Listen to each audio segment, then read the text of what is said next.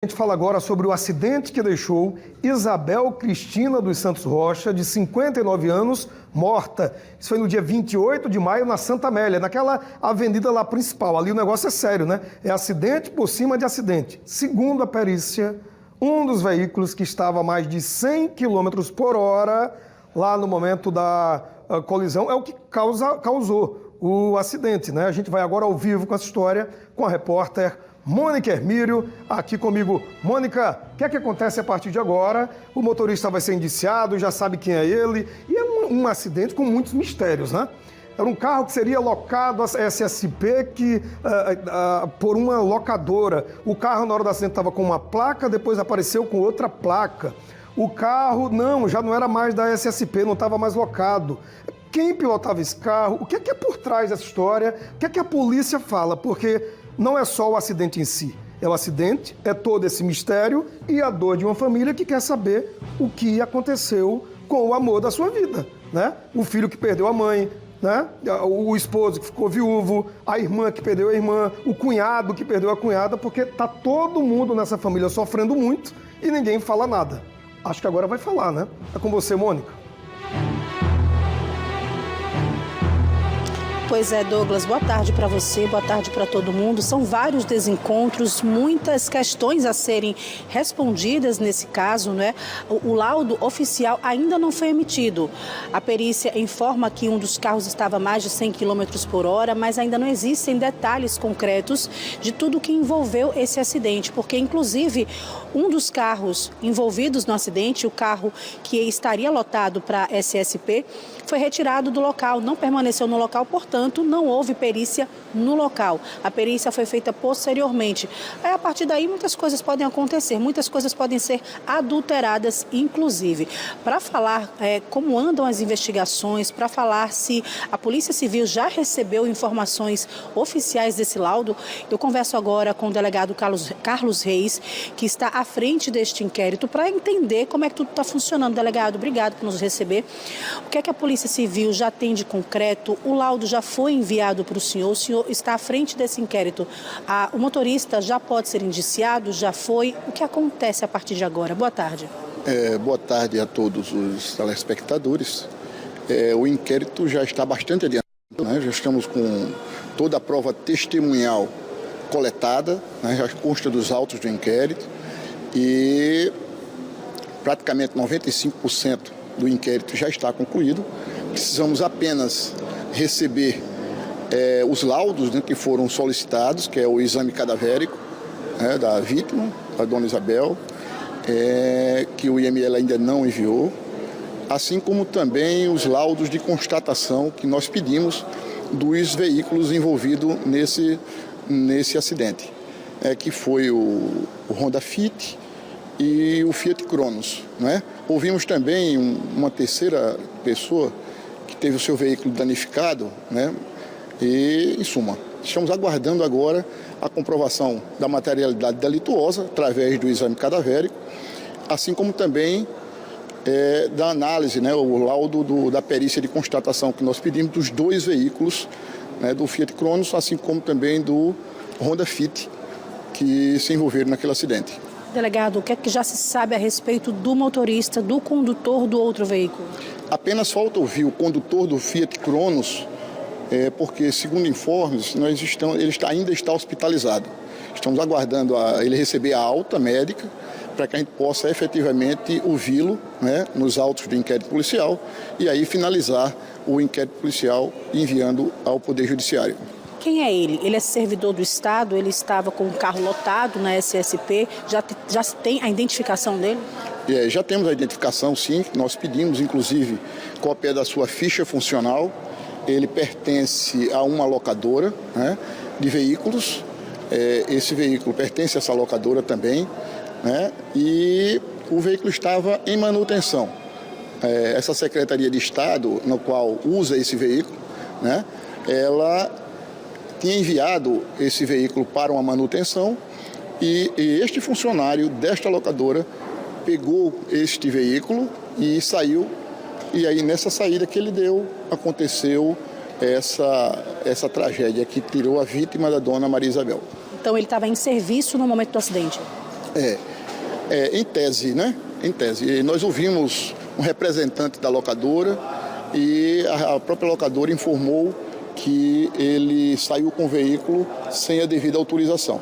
Então, é isso que nós estamos ainda apurando, o porquê dele ter saído com esse veículo da locadora. Delegado, esse motorista ele vai ser ouvido ainda, né? A Polícia Civil vai colher o depoimento dele assim que ele tiver alta hospitalar. Ele será indiciado? Se sim, por quais crimes?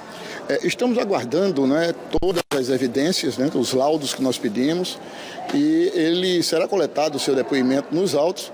E aí, lógico, ao fazermos o juízo de valor, no final do inquérito informaremos em qual situação ele foi ouvido. Delegado? Já se tem previsão de quando ele pode receber alta médica?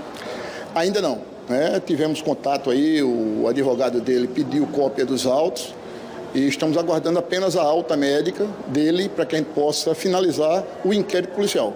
Apenas falta a oitiva dele e o envio tanto do exame de corpo, do exame cadavérico, né, que é por parte do IML, assim como também dos laudos de constatação, de perícia de constatação por parte do Instituto de Criminalística. Delegado, o Douglas Lopes está no estúdio e ele também quer fazer uma pergunta ao senhor. Douglas, fique à vontade para você perguntar ao delegado. Ok, doutor, muito obrigado por nos ouvir. A Mônica vai repassar a pergunta para ele. Mônica, duas perguntas em uma. Primeiro, a história que tinha uma placa no carro e depois... Douglas, vou colocar o ponto para o nosso entrevistado. Ok, vamos colocar o ponto aí no doutor para a gente conversar com ele agora. O senhor me escuta agora? Ao vivo é assim mesmo.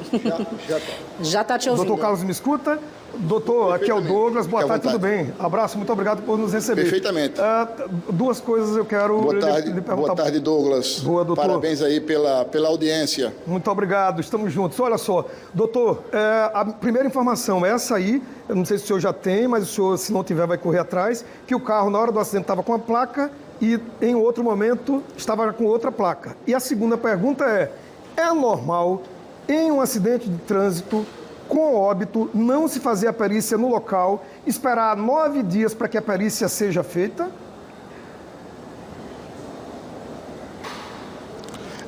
Vamos lá. Primeiro passo, em relação à placa, existe aí um dispositivo do Código Penal que trata da matéria, que é a questão da adulteração de sinal identificador de veículo automotor. Então, esse é o artigo 311 do Código Penal, que trata dessa matéria. Mas, especificamente falando deste caso, o veículo Fiat Cronos estava com uma placa especial. Como é que funciona essa situação de placa especial? A autoridade que tem esse poder de requisitar uma placa especial, ela faz isso ao Departamento de Trânsito, isso está dentro da lei, né? E aí o Departamento de Trânsito emite uma placa especial e a partir daquele momento o veículo que está, quando está em serviço, né, assim, ele passa a usar essa placa especial. E aí é totalmente legal, está dentro da legislação, a legislação prevê essa questão da placa especial e é isso que aconteceu especificamente em relação a este veículo Fiat Cronos. Ele estava com a placa especial emitida e autorizada pelo Departamento de Trânsito do Estado de Alagoas e, consequentemente, não infringiu, pelo menos até este momento, não infringiu na minha ótica, né, em cima do que está nos autos agora ainda, o artigo 311 do Código Penal, que é a adulteração de sinal identificador de veículo automotor. Em relação à segunda pergunta do Douglas, sobre a perícia que demorou 9 dias para ser realizada, o que é que o senhor tem a dizer sobre isso? Em relação, Douglas, à perícia que demorou 9 dias, nós não tomamos conhecimento do acidente na hora que ele acontece, né? Consequentemente, quando nos debruçamos nos autos, verificamos que esse exame, essa análise feita pela perícia criminal, por ter havido óbito, né, em decorrência desse acidente, né, porque na época, no momento em que houve o acidente, pelo menos é o que nós tomamos conhecimento, as vítimas ainda saíram com vida do local.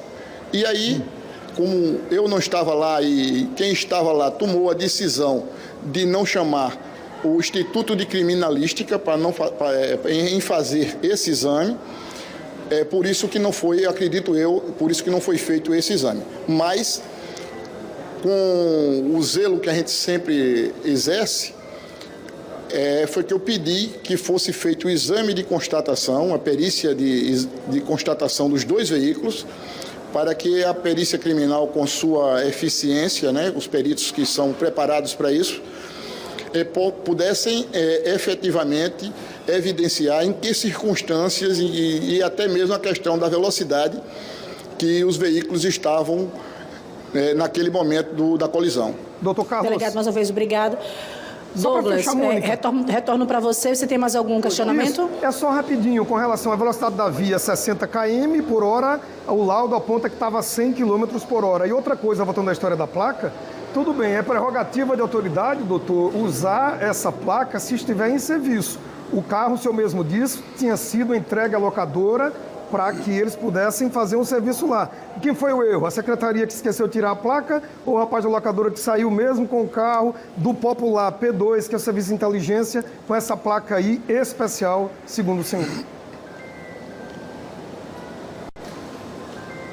Justamente, é isso que eu estava falando. O veículo foi entregue à locadora para que fosse feita uma substituição de, se não me falha a memória, de uma bateria, que era para ser, em tese, feita na própria locadora. Então, quem foi levar o veículo na locadora foi um agente público, né, que estava devidamente amparado pela legislação. E aí, quando um funcionário da locadora pegou um carro, este veículo, sem autorização de ninguém, pelo menos é o que consta dos autos até hoje, pegou o veículo sem autorização de ninguém e saiu para fazer alguma coisa particular, ou não sei, ou seja, a locadora não explicou o que ele foi fazer com esse veículo, apenas que ele não tinha autorização para sair. Com o veículo, aí a responsabilidade é efetivamente de quem estava conduzindo o veículo sem a devida qualificação na qual a lei prevê. Nesse caso, a locadora, alguém responsável pela locadora também será arrolado nesse inquérito, também será ouvido de alguma forma, terá participação nesse inquérito?